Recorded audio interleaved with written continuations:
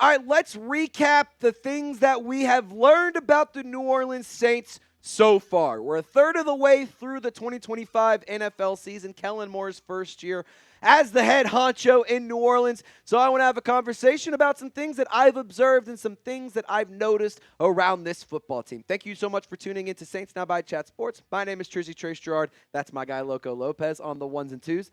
Let's get this party started. First thing that we've learned about this squad.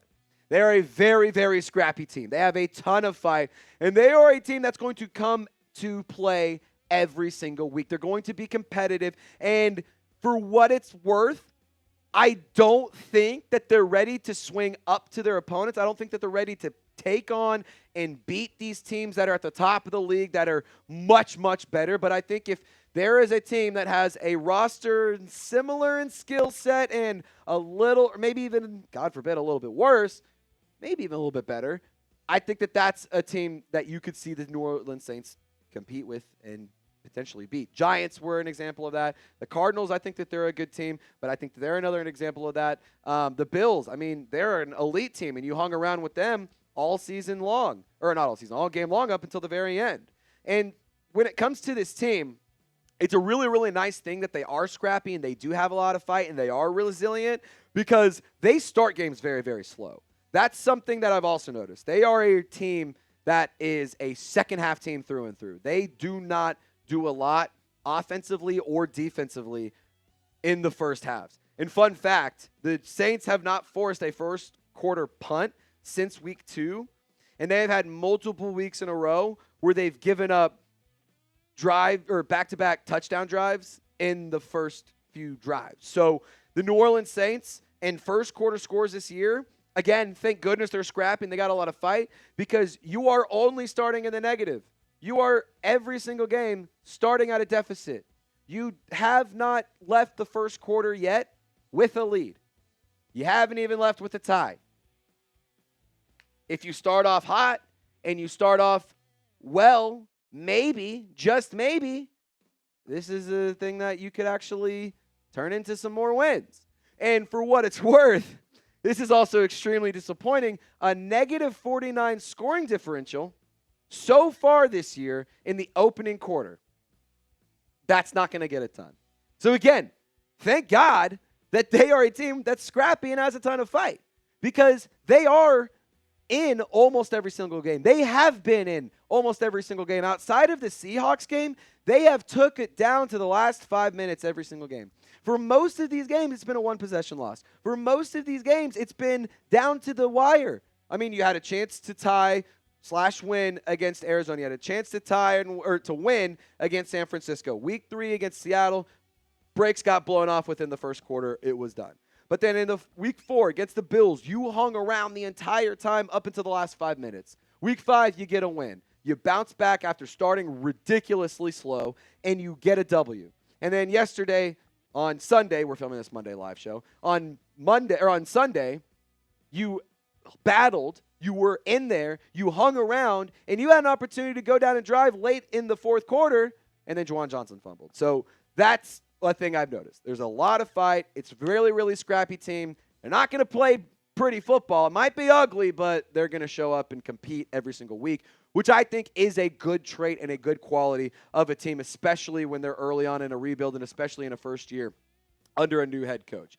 Now, second thing that I've noticed with this team, the roster. Newsflash, needs some work. We have seen way too many draft picks not hit. Just going to go ahead and say it. We've seen too many shitty draft classes. We're past the first few minutes, so I can say it. We've seen too many shitty draft classes. Just got to be better. Like, quite frankly, I'm going to be honest, you have a lot of needs. I don't know what the biggest one is. I'll let you guys let me know. What do you think we should draft in round 1? I mean, Lopez, what do you think, man? Like, what quick, mic up. What's kind of your dream situation in round 1? I think if we're picking top 5, I know we've been talking edge or maybe someone in the secondary like Caleb Downs. I think that's kind of where I'm leaning right now. Yeah, I wouldn't mind going for a difference maker. I need somebody who's going to be a game changer and a difference maker and somebody who can just take over. I don't care if it's offense. I don't care if it's defense, but I need somebody who can get, just be a game breaker for me. That's what I want. So whether it's edge, safety, quarterback, I kind of am cool on quarterback, but receiver would be love in love with that. Hell, maybe even trade back to try to get some extra draft picks. What do you guys think we should do in round one? I can tell you right now the biggest needs for New Orleans, in my opinion, are edge, guard, defensive back, receiver, tight end. I don't think special teams has been good. I'm not going to sit here and say that you need to go and draft a kicker and a punter. I actually think that drafting a kicker and a punter might be a bad idea unless it's a guy like Cam Little, which, for what it's worth, I went on record. I said multiple times you should go draft him, and people told me, no, Groupie's going to be fine. Whatever. Anyway, I think that there are some positions you actually do have some solid depth, and you do have or you don't have a massive need for them. Linebacker being one of those. Even if you do end up trading Werner or DeMario, I really like the depth that you have in there. I think Danny Stutzman, Isaiah Stallbert, Jalen Ford is a really exciting young trio. And I do think that you do need to add to the linebacker room. So drafting a guy like Harold Perkins or something, or a Whit Weeks, that would be really fun. I think that that would be a smart addition in the draft. But running back, I also think you're fine. I know Alvin Kamara is getting older, but Kendre Miller, we haven't really seen much from Devin Neal. I'm really excited to see more from him. I think that those are two good players. Maybe get a third guy to have in the rotation, but you have your two. Running back, like I mentioned, offensive tackle, I think you're good. You got your starters. Don't really think you need to dip there again. Center, Eric McCoy is one of the best in the league. I actually like defensive tackle. Brian Brzee having a pretty good year, and we're starting to see the youngsters take over. The rookies and the second and third-year players have really started to take over and emerge on game day. And with the New Orleans Saints, I think that they just need to focus on hitting their draft picks more often. And let's just simple things down. Let's dumb it down here. And I think Kellen Moore kind of did that because so far I'm in love with this draft class and what they've done for the New Orleans Saints so far with this 9-pick draft class led by Kelvin Banks. We know we haven't seen Shuck. That'll be a big factor here. But Danny Stutzman I'm in love with. Quincy Riley I really like. Jonas Sanker has been awesome. You also have Devin Neal, who I haven't seen much. I really like this draft class. But you need to hit on them more often. You got to stop missing on your first-round picks. Got to stop missing on your second-round picks. Got to stop missing on your third-round picks. God forbid you have a top 100 pick. Please nail that selection. Just get it right. You have a top 50 pick. Please get it right. That's all I'm asking. We need to hit on our draft picks more often. Stop overthinking things. Go and get guys who are not projects and not really good potential. Get guys who are proven players. Get guys who are good. Crazy concept, I know. Anyway, we're going to get into some more things that I've learned here in just one moment. But first things first, we got to thank today's presenting sponsor, and that is the #1 daily fantasy sports app in the whole wide world, Prize Picks. This episode of Saints Now by Chat Sports, brought to you by Prize Picks. You and I, and we make decisions every single day.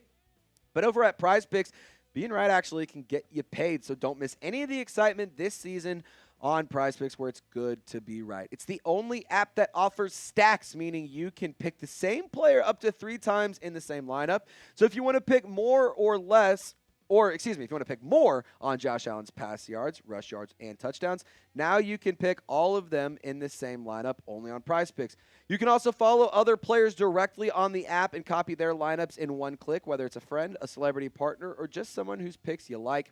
Hit the follow button. Check out every lineup they create in the new feed tab over on Prize Picks. It's really, really fun. I definitely recommend you to check it out. It's a pretty cool new feature that they have over on Prize Picks just to make the app and the excitement a little bit more fun. Now, for some selections I got this week, I am going with 2 simple selections. I've actually been falling in love with doing this. This lineup right here, $20 wins you 90, if I have that correct. I'm about 99% sure. It's 20 to win 90 with this lineup right here. But it's 2 catches. 2 catches and I win $90. Are you kidding me? DK Metcalf touchdown, Jamar Chase touchdown, and your boy makes $90 just like that. Easy peasy lemon squeezy. I don't know how much to make it easier, but you guys can go ahead and fade picks. You can tail picks. Don't care what you do. Just go and do it over at Prize Picks. I absolutely love Prize Picks. I play it every single game day, and it's not just for football, hockey, basketball, professional sports, college sports, doesn't matter. Prize Picks is the place to play daily fantasy sports. Join millions of users and sign up for America's #1 daily fantasy sports app, and that is Prize Picks. Download the app today. Use code CLNS to get $50 in lineups after you play your first $5 lineup. Let's code CLNS to get $50 in lineups after you play your first $5 lineup. Shout out to Prize Picks, where it's good to be right. I made the link clickable in the comments and description of this video to make it easy for you. So let's talk about another thing that we've learned. The New Orleans Saints, they can't finish. And at first, this was one of those things where I was like, you know what, they just struggle to finish games. And then I kind of thought about it. I was like, you know, it's actually interesting. They struggle to finish drives. I was like, actually, they struggled to finish not just offensive drives, but defensive drives. Like, so just blanket statement, they can't finish anything. They can't. The Saints, fun fact, they're bad in the red zone. I know, newsflash. The red zone scoring percentage in terms of touchdowns, bottom of the league, number 29th, ranks 29th at a 42.1% success rate. That's not ideal. The New Orleans Saints way too often are settling for field goals and not playing aggressive football, which is a little bit frustrating. I can understand why they may not be super aggressive at this point, but I am a little bit concerned with the lack of red zone production. I'm also concerned with the lack of multiple touchdown games from Spencer Rattler. He only has one of those in his career. And when it comes to the black and gold, their biggest problem, it's not having bad wide receivers. It's not having poor quarterback play. It's not play calling. It's not anything. The problem is all of it. They are addicted to unloading the clip on their own foot. They shoot themselves in the foot every single time they get. I'm telling you right now, if you looked at a Saints player's left foot, it would look like a slice of Swiss cheese because they are addicted to self-inflicted wounds. They cannot stop them, and if you just did, guess what? It would help. It would. If you could get down, if you could sack the quarterback on third down and not let him run for 30 yards or not let him throw for a 50-yard touchdown, that would help. If you could finish your drives after a 50-yard bomb and go and get a touchdown instead of settling for 3, that would help. If you could find a way to finish tackles and not let the ball carrier fight for those extra 2 yards to extend the drive, that would help. There's so many little things that if you just finish your dinner, it fixes so much. And the Saints, like I said, they need to find ways to stop settling for field goals. I'm really, really tired of non-aggressive football. I'm really, really tired of settling. Blake Groupie is not good enough, in my opinion, to just be like, yep, just trot him out there every single time we get. Like, I want it to be very, very clear here. I don't dislike Blake Groupie as my kicker. He struggled a little bit. He seems like he kind of has the yips. He was perfect against the Patriots, thank God, but he doesn't have a clutch gene. Like, I don't want to leave this to field goals.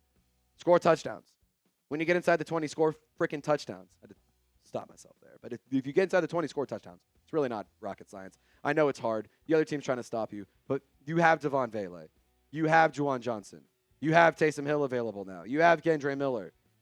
There's no you have Foster Moreau available too. You have Maliki Matavao and Jack Stoll around. These guys are all options. Maliki Matavao is over almost 7 foot. He's like 6'8" or something like that. It's insane. Like, target your big body guys in the red zone. Kellen Moore, I don't know how you do it. I don't know what to tell you. I don't know if play calling needs to. I don't know. Figure it out, man. Figure it out. We just got to get more touchdowns. And I know that that's not a news flash. I know it's not some ridiculously huge revelation, but, like, it's that simple. Score points. Finish drives. Finish tackles. Get off the field on third down. Stop making stupid mistakes late in games. Stop dropping balls late in games. Stop fumbling when you have the opportunity to go drive and take the lead. Got to be better. Got to finish. In all aspects of the game, you got to finish. Kellen Moore is the guy. That's one other thing that I've learned. We have revealed that the New Orleans Saints are a scrappy team with a lot of fight. They are a roster that is okay, but needs a lot of work. And despite this, like, this is kind of how this video came to fruition. You're literally seeing it pop into how it kind of came to my mind right here. This was a train of thought literally happening in action. This team has proven they are scrappy and they have a lot of fight. And they are going to battle each and every game. Despite not having a great roster, they are still a team that competes and that believes that they can compete and believes, why not us? They're a team that has a lot of faith in Kellen Moore. Despite the fact that the roster isn't quite there, that is a big reason, in my opinion, that they cannot finish. They don't have the talent to just take over a game and change it all on the flip of a dime. And because they can't finish, it is a problem. It is a situation that needs to be fixed. It is something I believe will be fixed because we've seen Kellen Moore have issues and address issues. Penalties, of course, it's been a problem, but for what it's worth, it's really drawn in a lot from the beginning of the season, especially in the Dennis Allen era, too. It was bad. I believe Kellen Moore is the guy. You can tell this team is much better coached. You can tell that this team is a much more organized team. You can tell that this is a squad that is ready, maybe not to play on game day and win, but they're a team that's ready to go out there and fight. They're a team that's ready to go out there and compete. And despite having a roster that isn't really all that great, despite having a situation where you cannot finish drives and you cannot finish plays, you are still a team that has a lot of fight. You're still a team that is scrappy. You're still a team that has been in almost every single game. You're a team that's played much, much better football than what your record indicates. And you're a team that has shown you are not the worst team in the National Football League by any stretch whatsoever. You are definitely better than the Titans, who just fired their head coach. You are definitely better than the Jets. You are definitely better than the Dolphins. You are definitely better than the Giants. You just beat them. You want to say they're not? They beat them. Whatever. Either way, my point being, you're better than the Raiders too, just another team to name. My point being, this is a team that is headed in the right direction. They may not be doing it right now, but year 2, year 3, year 4, I'm really, really eager to see what happens here. I'm impressed with this team being as competitive as they have been. I'm impressed with how they've shown up to game days. I know that there have been mistakes. I know there have been problems, but let's look around at other teams in the league. Let's look around at other squads who hired a new head coach this year. The Raiders, they're a dumpster fire. They're terrible. They're a bad football team. Pete Carroll is a winning football coach. He's traditionally been a guy who's been successful. Not good. They're a bad team. They are really, really bad. The Jets, horrible. Aaron Glenn, Justin Fields, that is not a good duo. That is not a pairing that has worked out well. Ben Johnson hasn't been bad. Hasn't been as good as everyone thought it was going to be. Going to be totally honest. Like, of course, you can take a look at Liam Cohen and say, well, they're doing amazing. I think the Jags roster is much, much better. They have their franchise guy. They got to go and just get a fun weapon in Travis Hunter. They have weapons in Brian Thomas Jr. They have a nice running game. They have a nice defense. They have Eric Armstead on that roster. They have a quality squad. Jalen Walker. You have players on the Jags that make them a more complete football team. I think that the New Orleans Saints, despite what people said early on in the hire, I think they nailed it. I think that Kellen Moore is the guy. I think that he is a coach you see every single week. His team is a little bit better. His team has things in a better situation, in my opinion. And I think that when you consider all of the factors of bad roster, missed draft picks, bad spending over the past few years, Kellen Moore has, I'm going to quote John O'Barnes on here, one of the homies. I'm going to quote him, and he's turned chicken shit into chicken salad, and I'm really, really excited and eager to see year 2 and year 3 because I think that's where you're really going to see this team skyrocket and get back into the top of the NFC South. Now, how confident are you in Kellen Moore? I'm going to go ahead and say mine's at a 90. I'm not going to say I'm 100. I'm not going to say this guy's going to win us a Super Bowl and make us the next dynasty. But I think that he's going to be a coach that will be around for a long, long time. I think he's a coach that is only going to keep getting better with time, to be totally honest. Appreciate you guys for rocking and rolling with us here on Saints Now by Chat Sports. As always, I'm your host, Trizzy Trace Girouard. If you want to show some love to the producer, his name is Loco Lopez, and he's been absolutely crushing it for us. So none of this content is possible without Lopez. Make sure you get a comment down below. He always replies to you guys in the comments, so make sure you have a conversation with him. Thank you guys so much for watching. Don't forget to subscribe. Y'all stay golden, and we'll see you next time.